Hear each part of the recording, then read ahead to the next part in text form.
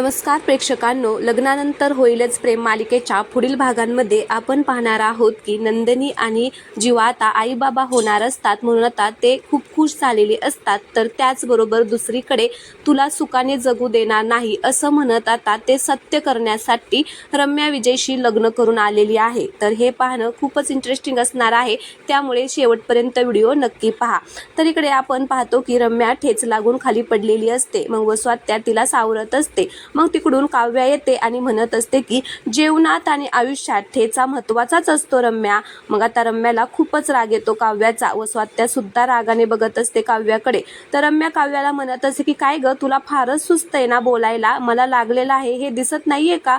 मग काव्या रम्याला म्हणत असते की अगं सुचणारच, कारण तुझे खरे रंग माझ्यासमोर आलेले आहेत ना, त्यामुळे मला असं सुचणारच रम्या. तर आता रम्या म्हणत असते की मला सुखाने जगू देणार नाही काय, आता तू बघच मी तुला कशी सुखाने जगू देत नाहीये असं म्हणून आता त्या दोघी खूपच चिडलेल्या असतात, म्हणजे वसवात्या आणि रम्या. त्यावेळेस आता वसवात्याला रम्या म्हणत असते की आई, विजयने जसं सांगितलंय ना तसंच आपण करायचं. वसवात्या सुद्धा म्हणतात की हो अगदी बरोबर आहे, विजयचा प्लॅन मला खूप आवडला होता, आपण ना तसंच करूया. तर इकडे नंदिनी आणि जीवा आता बाळासाठी प्रयत्न करतच होते, पण फायनली आता त्यांना सुद्धा यश मिळणार आहे आणि ते सुद्धा आई बाबा होणार आहेत.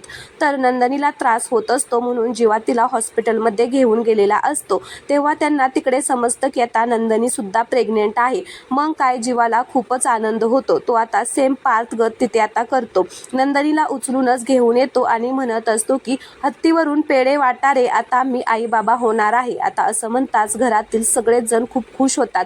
मानिनी, पार्थ, काव्या सगळेच जण खूप खुश होतात आणि एकमेकांना घट्ट अशी मिठी मारतात आणि आनंद सेलिब्रेट करत असतात.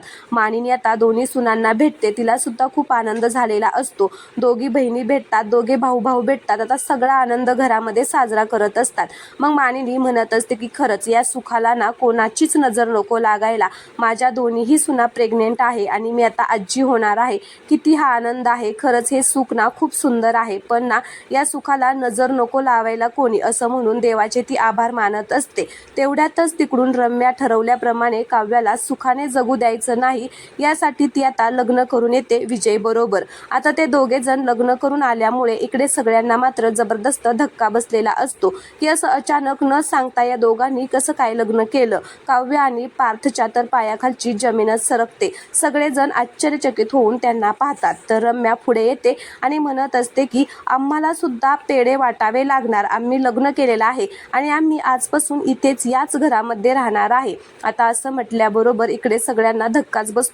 रम्या आणि विजय मात्र खूप खुश झालेले असतात. ते आता दोघे मिळून काव्य आणि पार्थला कसे त्रास देणार आणि पार्थ काव्य त्यांना कसं उलट उत्तर देणार हे पाहणं खूपच इंटरेस्टिंग असणार आहे. त्यामुळे प्लीज तुम्ही चॅनलला सबस्क्राईब करा. धन्यवाद.